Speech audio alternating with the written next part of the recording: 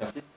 Bonjour tout le monde. Donc effectivement, comme l'a dit Romain, c'est vrai que, on va dire que le jour, je suis ingénieur écologue au CNRS de Moulis, mais en plus de cette activité, donc de manière bénévole, je participe à l'association Naturam en tant que vulgarisateur scientifique. Donc je vais vous parler maintenant de la vulgarisation scientifique et plus particulièrement de son importance dans la sensibilisation, donc la vulgarisation scientifique en écologie, pour la sensibilisation à l'environnement. Je vais donc pas mal parler, m'adresser donc à vous en tant que personnel de la recherche et donc pour parler de ce qui est faisable et de quelles responsabilités ont aussi le personnel de la recherche dans la vulgarisation et la sensibilisation. Alors pour commencer, je vais définir le mot vulgarisation, on l'entend de plus en plus régulièrement, mais il est aussi important d'avoir une bonne définition dessus. Donc selon le Centre national des ressources textuelles et lexicales, on peut avoir deux définitions qui sont assez proches. La vulgarisation, c'est le fait d'adapter des notions, des connaissances scientifiques ou techniques, afin de les rendre compréhensibles pour un public non spécialiste. Ou alors, ça peut être également le fait, bon, ça ressemble, mais de reformuler un discours afin de le débarrasser des difficultés spécifiques et techniques, justement, pour le rendre encore une fois accessible au grand public. Donc on voit bien qu'ici, la vulgarisation, elle se démarque un petit peu de la communication. C'est un petit peu ce que je vais vous montrer aujourd'hui. La communication, donc juste le fait de transmettre des connaissances et des informations, diffère de la vulgarisation qui, à mon sens, serait plus une traduction des connaissances afin de les rendre accessibles. Alors, pour faire un petit état des lieux aujourd'hui, la vulgarisation scientifique, on en retrouve de plus en plus et ça se développe beaucoup. J'en définis deux types. Alors là, encore une fois, c'est très subjectif. On peut dire qu'il y a la vulgarisation faite par des amateurs, entre guillemets. Je dis plutôt par des passeurs de sciences, des gens qui sont non spécialistes de leur domaine, du domaine dont ils parlent. C'est de la vulgarisation grand public, on retrouve souvent sur Internet, à la télévision. C'est souvent adapté pour un public qui est très vaste, très diversifié et majoritairement jeune. Il y a également la vulgarisation faite par les professionnels, disons entre guillemets encore une fois, par les spécialistes scientifiques, des gens pour qui c'est le travail de travailler dans la science, qui, en plus de leur travail, vont justement vulgariser leurs connaissances. Alors ici, le format sera un petit peu différent, on sera plus sur un format de conférences, des interviews, des expositions, parfois des livres. Le public ciblé est un peu différent encore une fois, on n'est pas sur un public très vaste, on sera plus sur un public qui est ciblé, un public qui est intéressé par les sciences de manière générale. Donc on le voit ici, c'est intéressant d'un point de vue de transmission d'informations, mais en tant que sensibilisation, on touche un public qui est plus restreint. Voilà, c'est quelque chose à prendre en compte. Donc il y a des institutions qui font de la vulgarisation, notamment le CNRS, le MNHN, et de plus en plus on voit émerger des structures un peu hybrides, notamment via le format de ma thèse en 180 secondes, qui s'adapte à un public beaucoup plus vaste, ou des structures associatives regroupant des acteurs de la vulgarisation très variés, comme le Café des Sciences, par exemple. Ou les événements ponctuels type Pint of Science, avec invitation des chercheurs pour discuter de leur recherche dans un cadre complètement décontracté. Alors, là je m'adresse à vous spécifiquement, pourquoi vulgariser son travail? Souvent c'est quelque chose qui n'est pas vraiment fait, parce que les gens qui vulgarisent ont souvent la fibre, la transmission, mais pourtant ça a beaucoup d'avantages pour tout un chacun de vulgariser son travail. Premièrement déjà, voilà, je l'illustre un petit peu avec cette image, c'est que ce qu'on dit en tant que scientifique, on n'est pas tout à fait sûr de la manière dont c'est perçu par le public. Ça, je pense que tout le monde a pu avoir des exemples en tête. Il y a des intérêts personnels et professionnels à vulgariser son travail, déjà notamment dans le développement des capacités de communication. C'est assez important de vulgariser pour arriver aussi à s'exprimer, arriver à transmettre à des personnes non spécialistes. Ça permet de travailler sur la manière dont on s'exprime, les mots utilisés, etc. Ça permet également d'entrer en contact avec les réseaux de médiation, et il y en a beaucoup, des gens qui sont non spécialistes, qui œuvrent pour la transmission des connaissances scientifiques, et qui sont beaucoup en recherche justement de spécialistes pour les accompagner dans ces missions. Ça permet de gagner aussi beaucoup en visibilité vis-à-vis de vos travaux et de plus en plus d'obtenir des financements. Il y a souvent des financements dans la recherche qui imposent une communication. Ça permet également de prendre du recul sur ses propres travaux. Le fait de pouvoir d'exprimer sa recherche différemment permet de prendre du recul vis-à-vis de son travail et de découvrir sa recherche sous un angle différent, ce qui peut être assez intéressant. Ça permet de se confronter avec l'opinion publique également. Souvent, quand on fait de la recherche, on est un petit peu dans un milieu assez fermé, avec des collaborateurs, des collaboratrices, mais qui travaillent tous dans le même domaine. Et quand on ouvre un petit peu ça à tout le monde, eh bien, on peut percevoir des choses qu'on n'avait pas forcément perçues à la base. Et ça permet également, donc, dans la finalité de la vulgarisation, de rendre accessibles les connaissances scientifiques. Et là, c'est un petit peu le point le plus important, je dirais, c'est que de nos jours, peut-être pas sans le savoir, que les connaissances scientifiques sont assez fermées et assez peu ouvertes justement au grand public, notamment via les éditeurs scientifiques qui rendent les publications payantes. De plus en plus, elles sont open source, ce qui est bien, mais elles ne sont pas forcément accessibles non plus, dans le sens où elles sont en anglais, dans le sens où, comme on l'a vu au début, il y a des termes très techniques qui ne sont pas forcément compréhensibles à première vue. Donc il ne suffit pas qu'il y ait une publication pour que les gens soient au courant de ce qui est dit. Ça permet également d'apporter une expertise auprès des structures locales. Encore une fois, là je m'exprime plus pour l'écologie, la sensibilisation, c'est qu'il y a beaucoup de structures locales, notamment des gestionnaires de l'environnement, etc., qui ne sont pas forcément au fait des dernières connaissances scientifiques. Et donc le fait de pouvoir rendre ces connaissances accessibles et de leur transmettre, ça permet aussi de pouvoir agir plus efficacement sur le côté environnemental. Alors, pourquoi cette importance de vulgarisation, de communication et de justement rendre accessibles ces connaissances, les rendre compréhensibles? C'est que la communication en écologie aujourd'hui, je parle bien de l'écologie scientifique, elle est,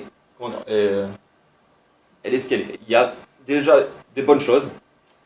On peut considérer aujourd'hui que la sensibilisation à la crise écologique, elle est acquise. Je pense que personne ne peut nier qu'il y a un état des écosystèmes qui est assez bancal. Tout le monde est au courant. C'est déjà une bonne chose. Il y a un intérêt vraiment du grand public pour la préservation de la nature. Personne ne va dire j'ai envie de détruire l'environnement. Tout le monde est à peu près d'accord là-dessus. Ok, mais ça c'était les missions de communication, on peut considérer qu'elles sont faites. Je pense que ça ne sert à rien d'enfoncer des portes ouvertes à ce niveau-là. Ce qui va être important, effectivement, c'est que la communication aujourd'hui, la communication grand public, celle qu'on va retrouver dans les médias, les journaux, la télé, etc., elle est souvent détachée de la démarche scientifique. On va souvent avoir des opinions qui ne sont pas forcément scientifiquement correctes. J'ai pris quelques exemples d'articles que j'ai pu trouver sur Internet, notamment sur ce site qui titrait l'article en disant que les termites possèdent un pouvoir contre le réchauffement climatique. En réalité, l'article dont il est question, ça parle du fait que les termites peuvent un petit peu absorber les effets de la sécheresse dans un milieu tropical. C'était une étude expérimentale où des chercheurs ont justement comparé des placettes avec et sans termites et se sont rendus compte qu'avec les termites, l'humidité du sol était mieux maintenue.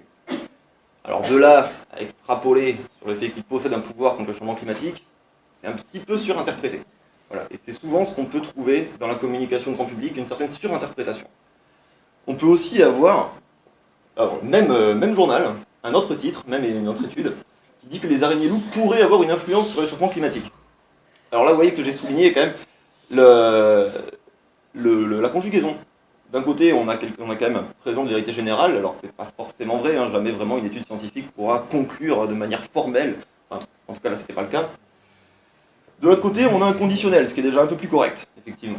Par contre, l'article dont il était question ne conclut pas vraiment ça, dans le sens où on s'aperçoit que le changement climatique va avoir une influence sur les écosystèmes et justement sur les relations trophiques, mais c'était une mauvaise interprétation là-dessus. C'est pas les araignées loups qui vont avoir une influence sur le réchauffement climatique, mais plutôt l'inverse. C'est le réchauffement climatique qui va avoir une influence sur les interactions trophiques, et donc sur les araignées loups à terre. Donc, à voir que la communication, elle est très importante, mais une transmission de l'information sans la traduction justement des connaissances scientifiques et du côté technique, ça peut apporter des biais, notamment donc, dans la compréhension des corrélations, de cause à effet, ou beaucoup aussi d'anthropomorphisme. Donc, la vulgarisation a son intérêt pour la sensibilisation là-dessus. Je vais vous sortir un exemple assez classique de ce qu'on pourrait avoir en termes de communication, de sensibilisation, quelque chose qu'on retrouve souvent en écologie. On parle souvent d'animaux qu'on n'aime pas, les moustiques, les serpents. Voilà, une question classique qu'on pourrait avoir venant du grand public. Pourquoi il ne faudrait pas tuer les serpents, par exemple? J'en parle maintenant, mais j'en reparlerai plus tard. Vous allez voir, c'est un peu le fil rouge. Alors, en communication, on peut avoir des approches émotionnelles. Hein. Souvent, c'est ce qu'on peut avoir avec des associations de protection de la nature, où on va nous dire c'est pas gentil, les animaux, faut les laisser vivre, etc. C'est très bien, mais c'est pas forcément quelque chose de scientifique d'un point de vue écologique. On peut avoir de la communication scientifique, factuelle, c'est-à-dire c'est quand même des animaux qui sont importants dans les écosystèmes, voilà.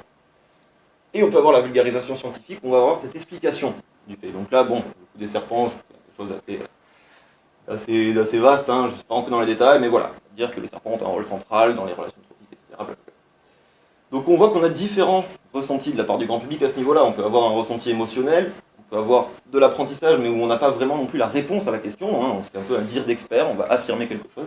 Et en vulgarisation, l'objectif sera d'atteindre cet état de compréhension, de comprendre le pourquoi du comment. Pas se retrouver juste avec une information balancée comme ça, mais d'avoir une démarche de réflexion qui permet de comprendre le fond de la question. Donc l'intérêt de la vulgarisation, il est là, c'est que ça va reposer sur une démarche scientifique, donc qui va être différente d'une opinion. Assez important, notamment sur les questions d'écologie, où on confond souvent les deux. Il ne va pas vraiment y avoir de moralisation, de culpabilisation, donc ça va être différent d'une approche militante, notamment. Alors là, je pense particulièrement à la question de la cause animale. C'est une approche qui va donner les clés pour comprendre. Vraiment, on ne va pas donner l'information, on va laisser le soin au public d'arriver à comprendre par lui-même, justement, avec les indices qu'on peut lui donner. Donc, justement, encore une fois, ça peut être différent d'une directive d'expert. On ne va pas dire, voilà, c'est comme ça parce que je le sais, c'est comme ça, je vous explique pourquoi. Alors, ces approches sont très importantes parce que ça va éviter, on va dire, l'opposition subjective du public. Personne ne pourra vraiment nier via une démarche scientifique, logique. Voilà. Généralement, on ne peut qu'être d'accord si jamais les choses sont bien expliquées et qu'elles sont scientifiquement prouvées. Bon, effectivement, mis entre parenthèses, ça n'évite pas non plus la mauvaise foi. C'est quelque chose qui est aussi très valorisant pour le public. D'un point de vue du public, la vulgarisation, c'est valorisant dans le sens où on ne prend pas pour des imbéciles. On nous explique les choses, tout le monde peut comprendre. Tout le monde peut comprendre la science si elle est bien expliquée. Ça permet une diffusion de l'information qui est très efficace. Quelqu'un qui a compris, dans le fond, aura plus de facilité pour transmettre une information sans la déformer. Et c'est également quelque chose qui apporte un regard neuf et du recul. Encore une fois, sur l'environnement, c'est quelque chose de très important. Et il y a beaucoup d'idées reçues qui circulent. Voilà, il y a beaucoup de on-dit. Voilà, c'est quelque chose qui permet aussi à tout un chacun de prendre du recul sur les choses et de mieux comprendre l'environnement dans lequel on évolue. C'est une démarche qui est objective, très important, et intégrative, justement, en faisant participer le public, en le faisant participer au processus de compréhension. Et donc quelque chose de vertueux, dans le sens où les gens qui auront compris pourront transmettre. Par contre, j'ai mis que des avantages, mais il y a quand même un gros point noir sur tout ça. La démarche de vulgarisation comme ceci, c'est long. C'est compliqué à mettre en place, c'est pas forcément fun pour le public, il faut vraiment que les gens soient intéressés. Et c'est peu adapté à un public qui est nombreux. En fait, c'est très intéressant, mais dans un objectif de sensibilisation du plus grand nombre, c'est quelque chose qui est compliqué à mettre en place. C'est compliqué à mettre en place notamment parce qu'on vit aujourd'hui, le champ médiatique dans lequel on évolue, il est surchargé d'informations. Il est surchargé d'informations, et les sciences, dans les médias, elles sont représentées de différentes façons et pas toujours de la bonne manière. Dans les médias traditionnels, notamment, souvent, on va avoir une sélection des sujets. Forcément, les éditorialistes à la télé, dans les journaux, etc., vont devoir sélectionner les sujets dont ils vont parler. Donc on ne pourra pas parler de tout, c'est pas forcément exhaustif. Sur Internet, on peut penser que c'est beaucoup plus exhaustif, mais à ce moment-là, l'exhaustivité ne fonctionne pas parce que les gens vont aller voir certaines choses. Ils ne vont pas aller accéder à toutes les informations qui sont à leur portée. Donc encore une fois, le public est assez limité sur les informations auxquelles il a accès. Et les informations généralement des sciences, de manière générale, je ne dis pas qu'il n'y a pas l'inverse, mais souvent, les sources scientifiques sont rares sur les transferts d'informations scientifiques, et il y a très souvent des opinions, des partis pris. Je parle pour ce qui est pour des médias qui sont les plus regardés, bien évidemment. Par contre, d'un point de vue du public, il y a un réel intérêt pour les sciences. De plus en plus de personnes se posent des questions et ont envie de comprendre les choses. Et il y a aujourd'hui une conscience de ce qu'on peut appeler les fake news, on en a beaucoup parlé récemment, mais les gens sont conscients que toutes les informations ne sont pas bonnes à prendre. Et ça, c'est très important. Donc il faut prendre en compte le public quand on vulgarise. Le public, il est demandeur de réponses objectives. Il est demandeur de réponses à des problématiques actuelles. Et donc il va se tourner vers des gens qui apportent les réponses. Et là, ça va être à nous aussi de se positionner pour donner des réponses objectives. Par contre, le public, voilà, comme vous l'avez vu sur Internet, il ne va pas forcément choisir des choses qui sont très explicatives. Il va être dirigé vers un contenu qui sera accessible, qui sera attrayant, voire divertissant. Donc effectivement, si on tourne les choses de manière très exhaustive, très bien expliquée sur un article sans image de 500 pages, il n'y a pas grand monde qui va le lire. Et donc à ce moment-là, le côté sensibilisation, il tombe un peu à l'eau. Ce qui est très important, c'est que si on veut vulgariser dans un but de sensibilisation, il va falloir aussi se plier aux contraintes du public. Il ne va pas falloir faire selon nos envies, il faut aussi prendre en compte la manière dont les gens vont percevoir notre travail de vulgarisation. Donc pour s'adapter au public. Comment transmettre? Parce que moi je bois un petit peu d'eau, je le bouge.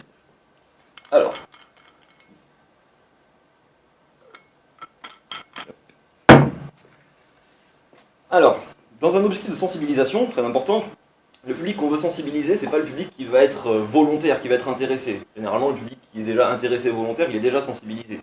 Donc dans un objectif de sensibilisation, il va falloir justement se tourner vers un public qui est plus vaste, un public qui est justement pas intéressé. Et c'est là que ça devient compliqué. L'objectif, c'est de toucher tout le public.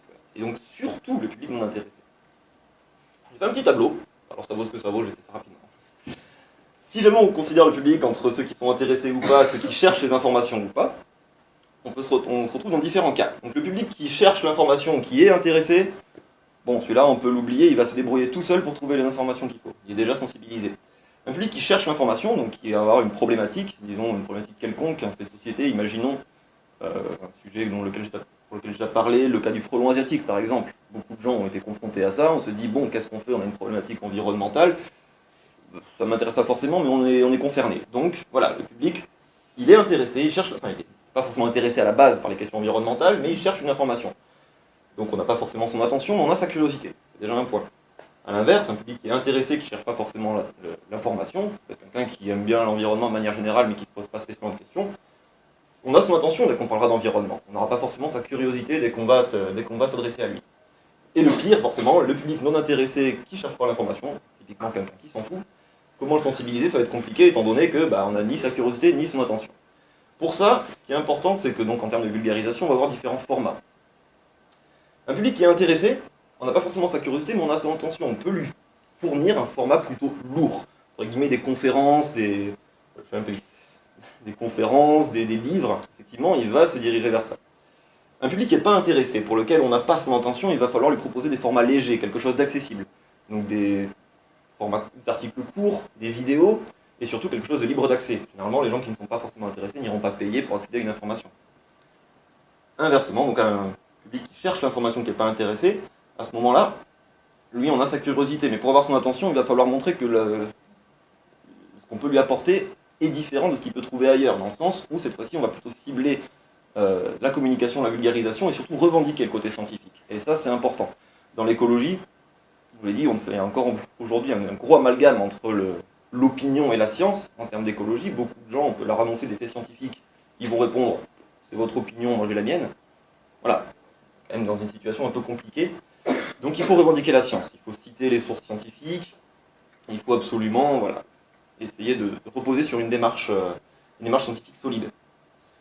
Et inversement, pour un public qui ne cherche pas l'information, à ce moment-là, il va falloir taper large. Donc il faut essayer d'avoir justement une diffusion la plus large possible, donc privilégier des médias style Internet, et favoriser l'attractivité. Donc il faut jouer sur l'attractivité de son format. C'est là-dessus qu'on va justement s'intéresser, parce que là ça va être un petit peu compliqué. Comment arriver à faire quelque chose d'attractif, de court, qui donne envie d'être vu, tout en apportant une réflexion scientifique solide? C'est un compromis assez compliqué. Alors pour ça, il faut utiliser les outils de communication. Alors, je reprends le schéma du début, on avait la communication, la vulgarisation, j'avais un peu séparé les deux, mais en réalité c'est pas vraiment le cas. La vulgarisation est une forme de communication. Là où il va falloir vraiment s'intéresser, c'est justement cette zone qui regroupe les deux, la vulgarisation et la communication. On va utiliser donc les outils de communication pour jouer sur l'attractivité du format et utiliser les outils de la vulgarisation au niveau de la pertinence de ce qui est dit, au niveau du fond. Donc on a la forme qui va être avec les outils de la communication, le fond sur les outils de la vulgarisation. Je précise, donc une forme, on va voir, effectivement, on peut parler de sujets d'actualité, on peut utiliser des mots-clés, des médias tendances, etc. La vulgarisation sur Instagram, ça marche. On peut faire ça. Voilà. Et au niveau de la pertinence, il va être extrêmement important de toujours référencer, de toujours indiquer les sources scientifiques, de rester sur une démarche objective, de respecter la démarche scientifique, etc. Donc pour rappel, le public est intéressé par un contenu qui est attrayant et divertissant. Donc si on a un fond qui est excellent, mais que personne ne va le voir parce que la forme n'est pas attrayante, ça ne sert à rien. Justement, si on veut faire de la vulgarisation, il faut un fond excellent, mais il faut aussi une forme attractive. Alors, comment vulgariser une publication scientifique? Je vais sortir juste un petit exemple de ce qu'on fait, nous, dans l'association, en termes d'articles web. Donc la vulgarisation, elle est là. Donc on a justement le côté traduction de l'information. Et les outils de communication, ils sont partout. Ensuite, on peut les retrouver à la fois dans le titre, vous l'avez vu tout à l'heure dans les exemples que j'ai pu donner, le titre est extrêmement important. Les informations transmises, le ton, le format, les illustrations, la mise en forme, les médias de diffusion, etc. Pour un article, donc un exemple qu'on a ici, un article scientifique assez court, Biology Letter, 4 pages, quelque chose d'assez factuel, qui du coup référence un comportement chez les mésanges charbonnières qui, en hiver, je pense en Slovénie, ont été vus en train de chasser activement les chauves-souris pour leur dévorer le cerveau. Voilà, donc c'est un comportement, donc quelque chose d'assez intéressant d'un point de vue de biologie comportementale. C'est un article qu'on a vulgarisé sur notre site internet. Alors pourquoi cet article-là, justement? C'est parce que le sujet permettait de pouvoir en faire un article qui soit à la fois quelque chose d'insolite, quelque chose qui soit un petit peu gore et décalé par rapport à ce qu'on a l'habitude de voir. Donc ça permettait de pouvoir avoir un format attractif à ce niveau-là, en utilisant des images chocs. Voilà, c'était un petit peu le côté on attire avec des images chocs. Voilà, des petites mésanges qui bouffent d'autres oiseaux ou des cerveaux de chauve-souris, ça interpelle. Donc les gens vont voir. Et ensuite, dans la mise en forme de l'article, quelque chose de très court. On est sur moins de 1000 mots. On a des images qui s'intercalent de temps en temps, des phrases en gras. On est sur un format qui donne plus ou moins envie d'être lu. Finalement, on n'est pas sur quelque chose de pur texte, etc. Quelque chose d'attractif, avec les sources, bien évidemment, qui sont mentionnées. Donc un exemple comme un autre. Ce qui est intéressant, donc voilà, c'est utiliser les outils de communication. Il y a d'autres outils donc là-dessus qui peuvent être utilisés, notamment au niveau des biais cognitifs. Dans un format de vulgarisation, ce qui est très intéressant, c'est d'utiliser la règle du pick and roll, de l'apogée fin, où vraiment, ce qui va être retenu sur quelque chose qu'on va produire, ce sera des événements marquants et la conclusion. Donc il faut utiliser des pics, des événements assez marquants de manière régulière dans son format, pour justement conserver l'attention tout du long, utiliser donc des effets de mise en avant, de montée en pression, d'avoir quelque chose de surprenant et d'insolite de manière régulière, et avoir une fin qui soit plutôt agréable, qui soit plutôt cool, quelque chose qui du coup laisse sur un bon sentiment, parce que ce sera ce qui sera vraiment retenu de l'expérience de la personne qui aura lu ça. Donc quelque chose de drôle, un twist, une surprise quelconque. Voilà, si on veut représenter donc le temps passé sur le format de vulgarisation par rapport à l'attractivité, on se retrouve sur quelque chose qui soit de manière moyenne, mais de temps en temps, voilà, on intercale des pics marquants, histoire de conserver l'attention, et on finit sur une bonne note. Et là-dessus, on a quelque chose qui sera bien perçu, qui va rester en tête. C'est aussi le but qu'on a. En vulgarisation, si on veut que les gens comprennent et continuent leur démarche de réflexion, il faut que, à la fin, ils ne passent pas à autre chose, ils restent encore à réfléchir sur le format. Donc utiliser quelque chose qui laisse sur une bonne impression avec des faits marquants, c'est très important pour rester dans la tête. Une autre chose qui peut être utilisée de manière régulière, et ça il faut y faire attention parce que qu'on le veuille ou non, c'est un biais cognitif, le biais de confirmation, on peut utiliser effectivement les émotions, le ressenti du public. Forcément, les gens, quand ils vont lire quelque chose, quand ils vont regarder une vidéo ou assister à une conférence, ils vont ressentir des émotions, qu'on le veuille ou non. Mais ces émotions, voilà, autant les utiliser parce que c'est quelque chose de puissant. C'est un effet puissant pour créer de la curiosité, pour capter l'attention et maintenir l'attention. Par contre, effectivement, le contre-coup des émotions, qu'il faut faire attention à ne pas que le ressenti vienne contredire la démarche scientifique. Alors pour capter l'attention, effectivement, j'en parlais un petit peu depuis tout à l'heure, dans l'attention c'est quelque chose de très important, il y a un moteur inné chez beaucoup de gens qui est la curiosité. Il suffit d'être curieux pour avoir envie de savoir quelque chose. Donc on peut essayer de créer cette curiosité, d'interpeller justement en utilisant des questionnements insolites, etc. On va donner envie aux gens de venir juste par leur curiosité. Tout le monde n'est pas forcément curieux. Et surtout quand on voit d'un point de vue écologie, environnement, si quelqu'un s'en fiche un peu, il ne va pas forcément avoir la curiosité de s'informer. À ce moment-là, il faut lui créer sa curiosité, il faut créer une amorce qui lui donne envie. Si on reprend notre exemple des serpents, allons-y. Pourquoi il ne faut pas tuer les serpents? Si les gens s'en fichent, eh bien, on peut les accrocher par une approche émotionnelle, tout simplement.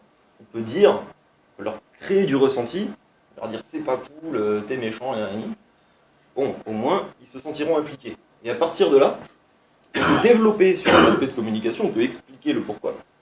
Et qu'on peut développer ensuite avec tous les aspects scientifiques qui en découlent. Donc en fait, on les accroche d'un certain côté pour les amener dans le cheminement, dans la réflexion, qu'ils le veuillent ou non.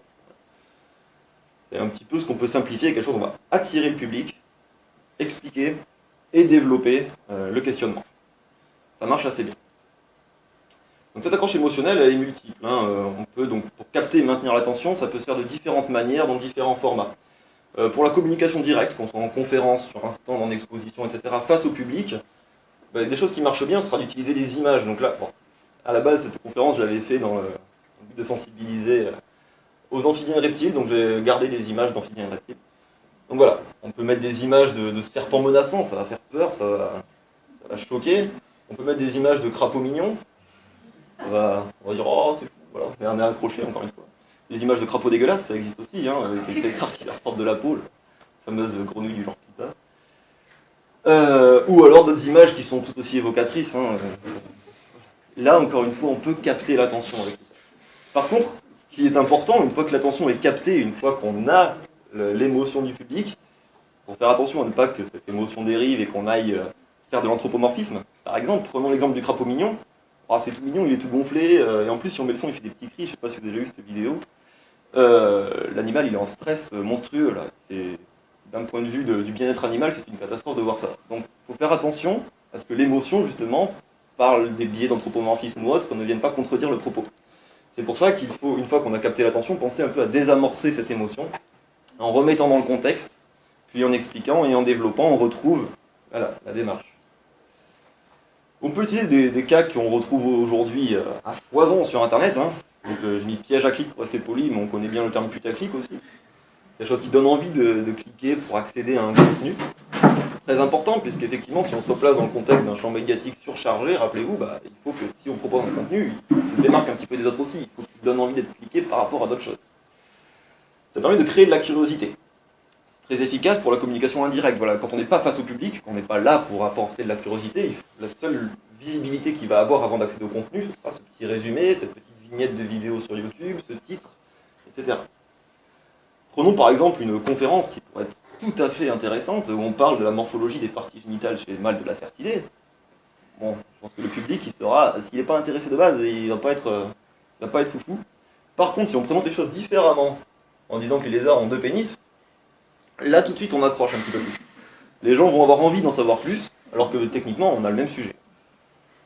Après, effectivement, on peut présenter les choses comme ça, on a un titre attractif qui reste correct, plus ou moins, hein, techniquement. Voilà. Pensez, une fois que le public accède au contenu, développer le propos. Alors du coup, là, il ne s'agira pas forcément de désamorcer une émotion, mais plutôt de développer le propos sur différents aspects. En parlant des pièges génitales de lézard, on peut développer le propos sur beaucoup de choses. Une fois qu'on les a accrochés en disant qu'on a un pénis, on peut parler de taxonomie, d'anatomie comparée, de biologie évolutive, etc. Donc on amène un petit peu le public où on veut. Et c'est ça qui est intéressant. Un exemple concret de tout ça, histoire d'y voir un peu plus clair, hein, je vais vous parler d'une vidéo qui, moi, m'avait accroché. Donc, si vous connaissez la chaîne Dirty Biology, vous l'avez peut-être déjà vu. Donc j'ai pris cet exemple parce que c'est justement un cas, c'est peut-être une des chaînes YouTube les plus suivies en termes de biologie. Donc intéressant en termes de transmission de l'information, de traduction de l'information vis-à-vis de l'environnement. Cette vidéo, c'est celle-ci, la biologie du porno. Alors du coup, quand j'avais vu la vignette, j'ai tout de suite été interpellé, forcément. J'ai eu envie de cliquer, j'ai eu envie de savoir de quoi ça parlait, parce que j'adore le lait. Alors, du coup, quand je vois ça, ça me donne envie.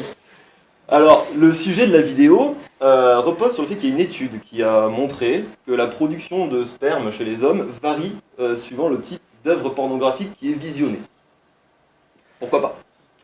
Ce qui est intéressant dans cette vidéo, justement, c'est que tout se joue sur le piège à clic. Clairement, la miniature de la vidéo donne envie. On parle de porno, on montre des images de gens dénudés, et voilà, on clique. C'est une des vidéos les plus vues de la chaîne et c'est pas pour rien. Ce qui est intéressant, c'est qu'ici, donc l'auteur a bien remis en contexte après. Une fois que le public était attiré, il n'a pas joué sur ce côté porno pour pouvoir garder des viewers. Non, il a bien remis en contexte comme il faut, où il a parlé tout de suite de compétition spermatique. Donc on se replace dans la biologie, on parle de sperme mais d'un point de vue biologique. Il parle de biologie évolutive justement par rapport à la compétition spermatique dans l'évolution. Et il embraye sur l'étude en question en parlant de psychologie évolutive. Donc l'étude, voilà, donc un domaine scientifique que je ne maîtrise pas trop, mais du coup qui est bien expliqué dans la vidéo parce qu'il présente les études scientifiques qu'il va utiliser, ce qui est assez rare pour être souligné mine de rien, parce que c'est pas souvent que les études scientifiques sont directement montrées et décortiquées, souvent elles sont juste dans les sources. Et ici, ce qui est intéressant dans son décortiquement des études scientifiques, c'est qu'il va critiquer les méthodes et les résultats, justement, de ces études. Donc il part d'un postulat, sorti d'une conclusion scientifique, puis en développant, il va critiquer un petit peu les méthodes qui ont amené à ces résultats. Et c'est ça qui est intéressant, c'est qu'ici, on clique, on se dit, tiens, c'est cool, il y a du porno, paf, et on se retrouve à avoir quelque chose, une conclusion sur la démarche scientifique en elle-même, sur les méthodes, sur le fait d'obtenir des méthodes, des résultats à partir de certaines méthodes, etc. Et donc là, c'est intéressant, ça illustre tout à fait, via le play à clic, un petit peu le concept général de la vulgarisation à portée de sensibilisation. C'est le pied dans la porte, justement. Voilà. Ce côté d'attirer le public pour lui apporter, sans qu'il le sache, des connaissances. Ça permet de développer des notions complexes. Une fois qu'on a attiré le public, qu'on le tient un petit peu, qu'on a son attention, qu'on a sa curiosité, eh bien on va pouvoir ajouter des notions plus complexes auxquelles il ne s'attendait pas forcément. C'est quelque chose qui est facilement applicable au domaine scientifique. Mais non, on peut toujours trouver un moyen d'apporter des connaissances scientifiques, quel que soit le sujet de base. On peut toujours trouver, via une vidéo de chien qui pète, une explication en biologie évolutive derrière. On peut trouver. Donc on est toujours dans cette démarche, encore une fois, on attire, et l'explication, le développement se fait par cet effet du pied dans la porte. Donc l'attraction n'est pas forcément liée à l'explication et au développement. Ça va être un peu à nous aussi de trouver le petit chemin qui va nous permettre d'apporter un petit peu les connaissances qu'on veut. Hop, c'est un fil rouge. C'est un fil rouge tout du long. On attire, et en restant sur le sujet, en restant sur le fil rouge, on explique, on développe. Ce qui est très important, puisque l'explication qu'on va donner, pour revenir un petit peu sur le point noir de toute cette démarche, c'est que c'est quelque chose de long et de peu attractif. Donc justement, jouer sur ce côté-là permet de conserver une certaine cohérence dans le développement des idées, et de conserver l'attention du public d'un bout à l'autre de notre explication. Ce qui est justement ce qu'on cherche. Parce que si le public lâche en plein milieu, il va manquer quelque chose. Et dans un but de sensibilisation, c'est très important, parce que si on arrive à conserver l'attention sur tout un développement, on peut un petit peu saupoudrer, comme on l'a mis, un peu saupoudrer de sensibilisation à différentes étapes. Justement, en se servant peut-être des différents pics d'attraction, d'attention qu'on peut avoir du public pour apporter de la sensibilisation. Et ce qui est intéressant, avant tout, dans la vulgarisation scientifique, que ce soit dans le but de sensibilisation dans l'écologie ou autre, c'est qu'au-delà des résultats, au-delà des connaissances qu'on va apporter, la vulgarisation va sensibiliser à la compréhension et à l'application de la démarche scientifique. Ce qui est très important, puisque la démarche scientifique, c'est un mode de réflexion objectif qui manque souvent dans une société où on est beaucoup sur l'émotionnel aussi. En conclusion, je vais aller assez vite là-dessus, donc on va avoir une bonne phase de questions si vous avez des questions à poser. Vulgariser, c'est bien pour soi et pour les autres. Ça a de nombreux avantages, à la fois pour soi, pour son travail, et pour le public. Mais le processus, il est complexe et chronophage. Effectivement, ça prend du temps, et c'est pas toujours très simple. Il faut aussi arriver à trouver le public. Très important, le public. Donc, le public, il a de la curiosité pour les sciences, il faut en jouer. C'est très important. Par contre, un public qui n'a pas trop envie d'apprendre des trucs, ça va être plus compliqué d'aller le choper. Mais ça, c'est surtout dans un but de sensibilisation. Dans un but de sensibilisation, c'est là que ça devient un point un peu compliqué. En fait, la vulgarisation, c'est très cool. Et si jamais vous avez envie de vous y mettre, allez-y. Il faut surtout pas hésiter à se lancer, il faut essayer. Il faut faire preuve d'originalité, parce que c'est ce qui va permettre justement d'avoir de la visibilité. Il faut explorer différents formats. Tout le monde n'est pas à l'aise avec tous les formats. Moi, je sais par exemple, je me débrouille pour écrire des articles, mais pour faire des vidéos, c'est pas terrible. Du coup, voilà, il y a aussi une question de préférence personnelle, et il faut justement explorer suivant ses envies. Et favoriser les collaborations, bien entendu, c'est toujours mieux quand on est plusieurs, ne serait-ce que pour avoir des corrections, des relectures, des avis, etc. Alors je vais finir en parlant un petit peu donc, de cette association Ad Naturam, si jamais ça veut venir. Bon, voilà. C'est pour dire que du coup, je vous en parle, nous on est une association loi 1901, pas de bénéfices, rien du tout, je suis ici de manière bénévole, je ne cherche pas à vous vendre quoi que ce soit, je cherche juste à apporter un petit peu cette envie de vulgariser les connaissances. On a des formats qui sont variés, on fait des articles, des planches illustrées, on fait des conférences, des animations, etc. Et on est ouvert à contribution. Si ça vous intéresse de participer, on est spécialisé en écologie malgré tout, mais si ça vous intéresse de participer, n'hésitez pas à faire appel à nous. On peut soutenir, on peut conseiller. Dans la création de contenu, on peut aussi publier des articles si vous avez envie d'essayer à l'écriture. Voilà, ça c'était à peu près pour la pub. Et puis maintenant, si vous avez des questions, c'est le moment. Je suis à votre écoute.